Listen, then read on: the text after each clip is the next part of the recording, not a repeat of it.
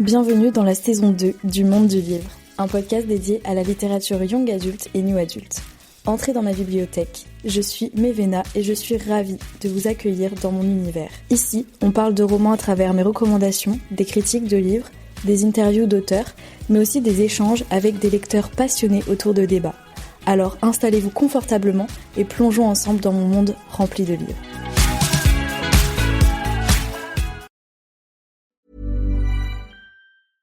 Un simple swipe peut tout changer. Un match Tinder.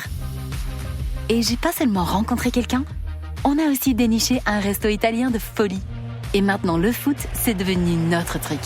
Je l'avais pas vu venir. Découvrez des possibilités inattendues avec Tinder. Quelle que soit la destination, tout commence avec un swipe. Télécharge Tinder dès maintenant. Je voudrais vous parler de Noma. Noma, c'est le nom d'un monstre qui dévore les enfants. Ce n'est pas du cinéma. Ce monstre existe vraiment. Il leur saute au visage, puis il les tue. Noma grignote tout.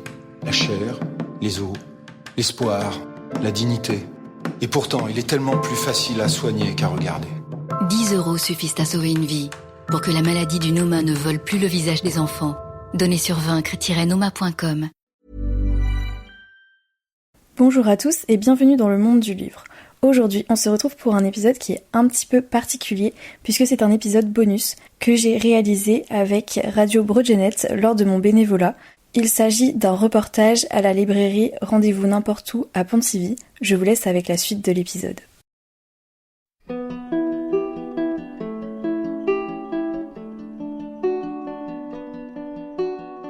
Au milieu des maisons à colombages du centre de Pontivy se trouve une devanture colorée, à travers laquelle on peut apercevoir des livres pour tout âge.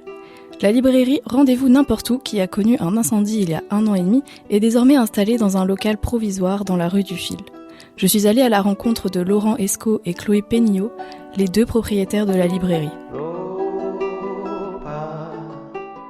Alors, je m'appelle Laurent, je tiens cette librairie avec Chloé, qui est à la fois ma collègue et ma compagne. Nous avons racheté cette librairie il y a 4 ans. Désormais, une librairie qui a cette spécificité d'être désormais la seule librairie indépendante du centre-ville de Pontivy et même jusqu'à une vingtaine de kilomètres à la ronde. Qu'est-ce qui vous a attiré vers le monde de la librairie et du livre ? Vous pouvez un petit peu nous parler de votre parcours, etc. Je viens de la région parisienne, on n'était pas du tout libraire, on a décidé de changer de vie, on était dans la fonction publique territoriale. On voulait changer de vie et on s'est dirigé vers un domaine qu'on aimait beaucoup, c'est-à-dire la littérature. On s'est dit qu'on aimait bien discuter avec les gens, on aimait bien la culture, on aimait bien lire. La réunion des 3, ça nous semblait être un commerce qui vend du livre, et donc une librairie. Est-ce que vous pouvez nous parler un peu des dernières nouveautés littéraires que vous avez reçues en magasin ?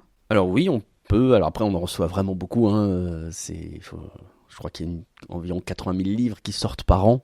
Donc après le travail de libraire évidemment c'est de faire des choix là-dedans. Donc depuis le début 2024 on a vraiment reçu beaucoup de livres. J'aimerais peut-être mettre l'accent sur 3 ou 4 d'entre eux. Le premier c'est celui de Agnès de Clerville qui s'appelle Corps de ferme. C'est une autrice d'ailleurs que les auditeurs d'RBG connaissent bien puisque elle est venue dans l'émission de Françoise Ramel au mois de mai, juste avant qu'elle vienne ou juste après qu'elle soit venue dans la librairie dédicacer son livre. Corps de ferme c'est un livre assez formidable. Qui parle d'une exploitation agricole avec toutes les difficultés que cela comporte, et il y a une difficulté supplémentaire qui est un drame familial, et c'est dans un univers familial qui est rempli de non-dits, et pour contourner ces non-dits, l'autrice a choisi de faire parler les animaux de la ferme, une vache, une chienne, un chat, une pie, et là où c'est un véritable tour de force, c'est qu'elle arrive à donner vraiment vie à ces animaux. On s'éloigne un peu de l'anthropomorphisme et elle arrive vraiment à donner un rythme à son écriture qui permet de se glisser assez facilement dans la peau de ces animaux. C'est un livre un peu dur, mais c'est tout à fait formidable. Donc je suis Chloé, la libraire avec Laurent, dans la librairie Rendez-vous n'importe où à Pontivy. Donc moi je peux vous parler un petit peu du dernier livre de Olivier Adam, qui s'appelle « Il ne se passe jamais rien ici ».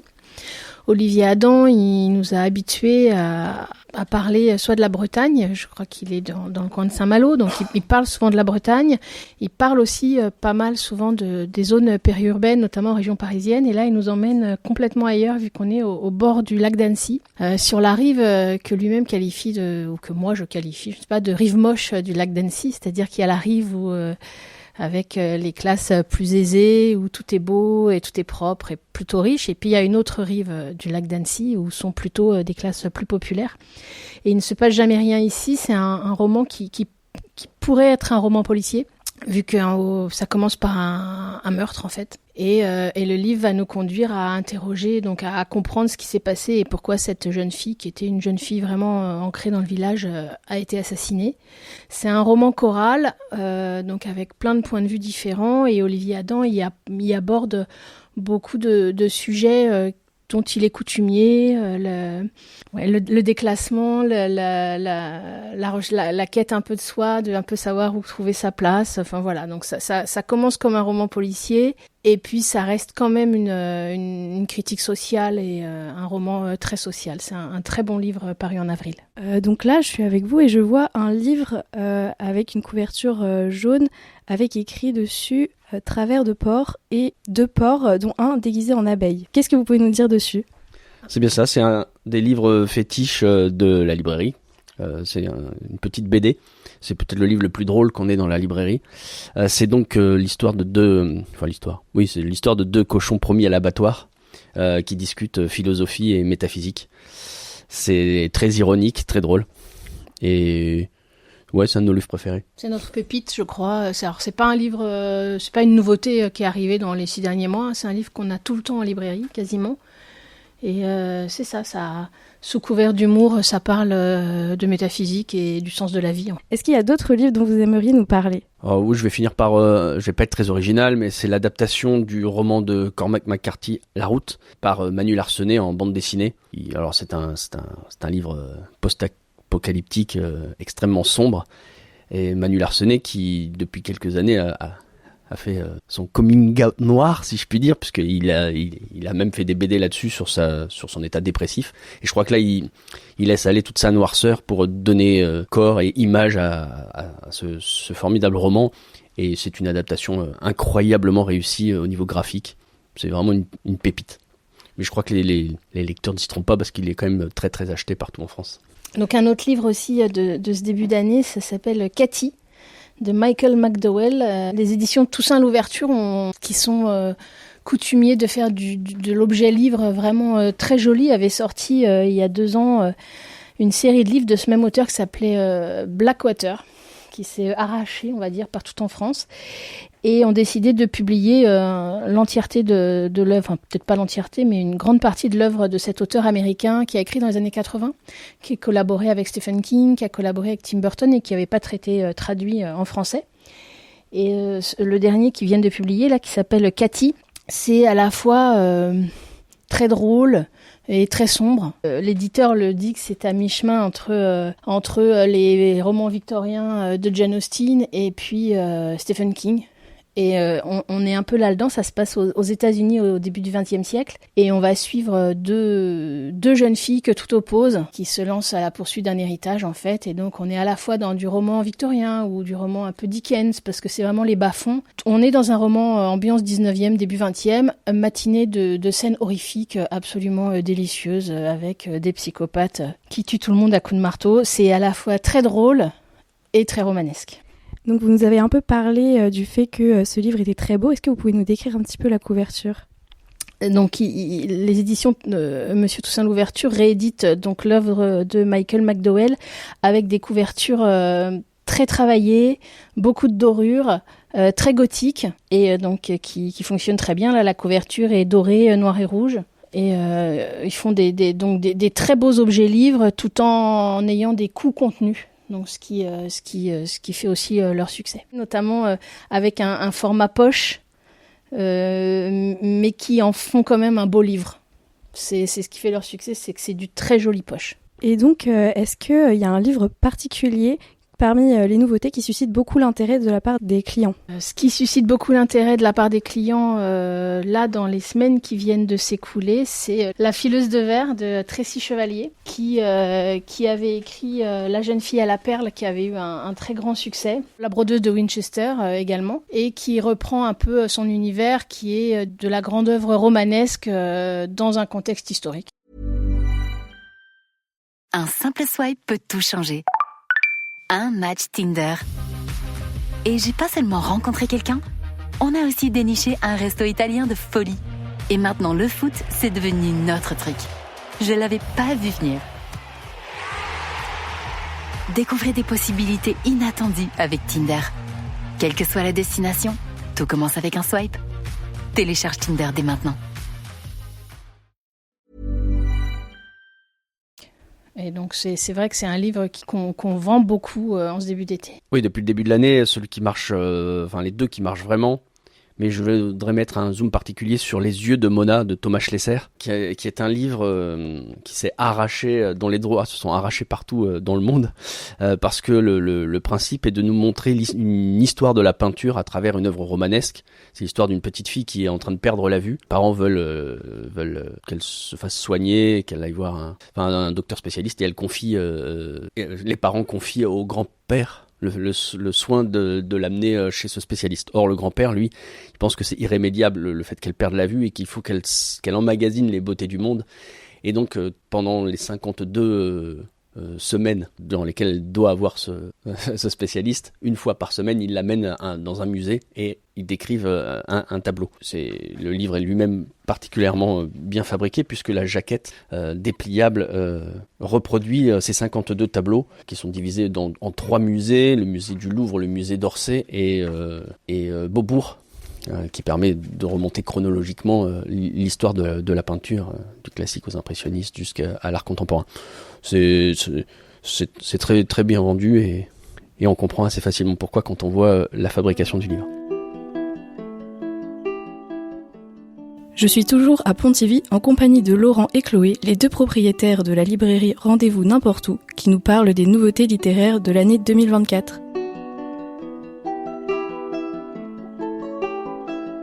Est-ce que vous pouvez nous expliquer un petit peu comment vous choisissez les nouveaux romans à mettre en avant dans la librairie ? Oui, ça c'est une intéressante question puisque c'est le cœur du métier de libraire. D'ailleurs, pendant qu'on parle des nouveautés de l'année 2024, nous on est déjà tourné vers la rentrée littéraire qui commence mi-août et où un des exercices qu'on doit faire, c'est effectivement parmi les 500 livres qui sortent, choisir ceux qu'on va mettre dans la librairie.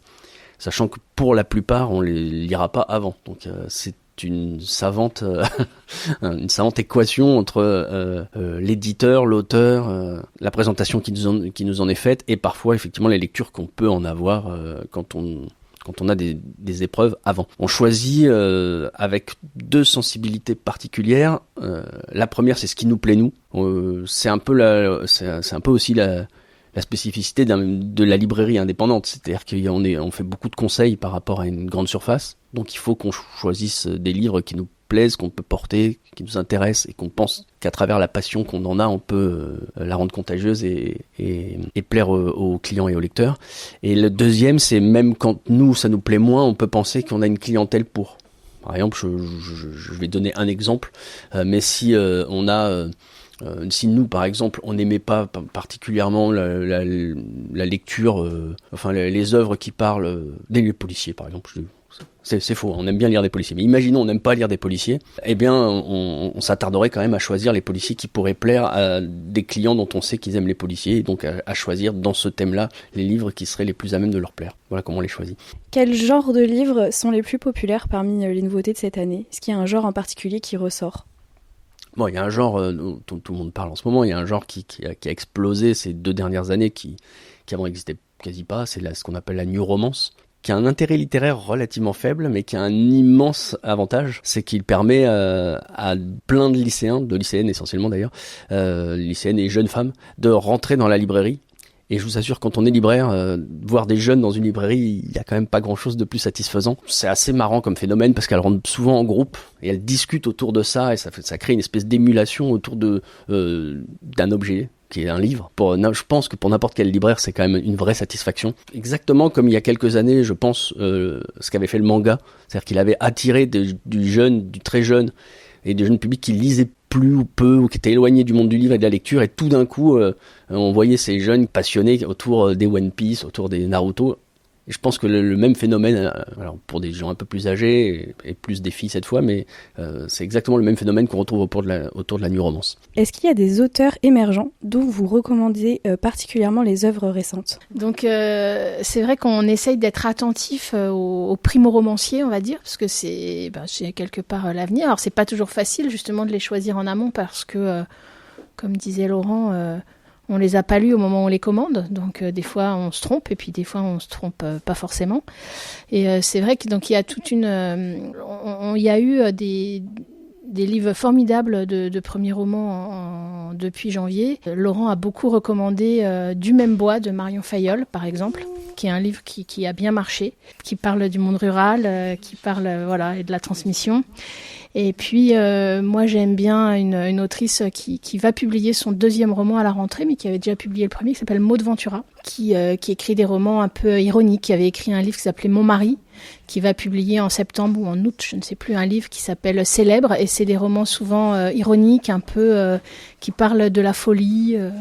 Donc ça, c'est une autrice émergente qu'on recommande souvent.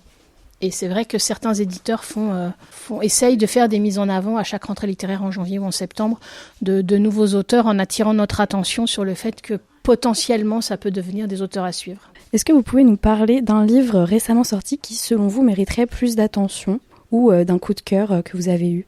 On a parlé du livre Corps de ferme tout à l'heure. C'est vrai que c'est un livre qui a eu quand même une certaine presse, mais sans doute pas à la hauteur de ce qu'on en pense. Est-ce que vous avez remarqué des tendances particulières dans les nouveautés littéraires récentes, des thèmes récurrents, des styles, des genres ? Effectivement, à chaque période, on se rend compte qu'il y a ça doit converger, ça doit être dans l'air du temps, mais sans doute avec un certain décalage, puisque les livres qui sortent, ils ont été écrits souvent il y a plus d'1 an. Donc on a eu cette année un vrai lot de livres autour de la ruralité, en fait, de la ruralité du monde paysan, sous plein d'angles différents, avec des auteurs comme Marion Fayolle, Corps de ferme, Agnès de Clerville, Cécile de Coulon. On a beaucoup d'auteurs qui parlent de la ruralité, et ça existe depuis toujours, mais ça a été assez marqué, moi je trouve, cette année. Et puis on a un vrai essor de la new romance, qui en termes de termes, et avec toutes ces déclinaisons que seuls les spécialistes maîtrisent parfaitement, la dark romance. Et c'est vrai qu'on a on a des niches comme ça qu'on voit passer et venir. Et c'est vrai que la dark romance, c'est quelque chose qui est assez en vogue en ce moment, quoi. Donc vous organisez parfois des rendez-vous ou des événements à la librairie. Est-ce qu'il y a des événements prévus prochainement ou des nouveautés à venir ? Donc je pense que c'est vrai qu'on a mis en place, depuis qu'on a emménagé dans ce local provisoire, un rendez-vous assez régulier qui s'appelle les apéros livres, où on a fait ça 3 fois pour le moment, où on invite les gens à venir passer une soirée avec nous autour d'un verre, et on va présenter. Donc en octobre, on avait présenté nos 8 coups de cœur qu'on avait eu de la rentrée littéraire. On en a refait en février avec les 8 coups de cœur de la rentrée de janvier. Et puis en juin avec des livres pas forcément très récents, mais qui nous semblaient importants de présenter parce qu'on les aimait bien. Et on recommencera ça sans doute en octobre, pareil. C'est fluctuant, on n'est pas forcément beaucoup, mais on peut être une quinzaine, et c'est des moments très agréables d'échange pour à la fois parler de ce que nous on a aimé, et puis de pouvoir aussi faire tourner la parole pour que les lecteurs qui viennent puissent aussi nous conseiller des livres, puisque c'est l'intérêt des échanges autour du livre, c'est qu'on lit pas tous pareil, on lit pas tous la même chose. Est-ce qu'il y a d'autres choses dont vous aimeriez parler par rapport à la librairie ? Oui, Chloé vient de parler de lieux provisoires. S'il y a un lieu provisoire, c'est qu'il y a eu un incident que je crois que presque tout le monde sait, mais enfin au cas où on peut toujours le rappeler. Il y a 1 an et demi, nous avons été victimes d'un incendie dans nos anciens locaux. Aujourd'hui, on est rue du Fil, dans une librairie provisoire, en attendant de retrouver nos locaux définitifs, place du Martrey, rue du Pont. Alors, je ne vais pas te donner de date parce que je ne veux pas me créer à moi-même de faux espoirs, mais on espère que quand même début 2025, ce devrait être le cas.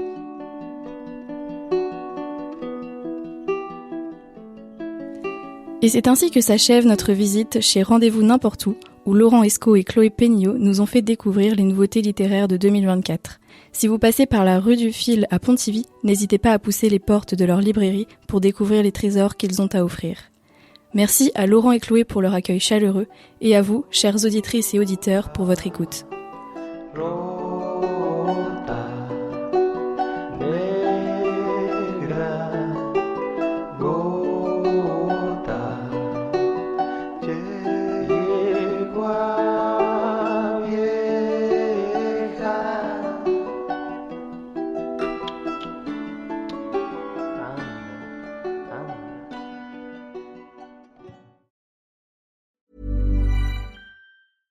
Un simple swipe peut tout changer. Un match Tinder.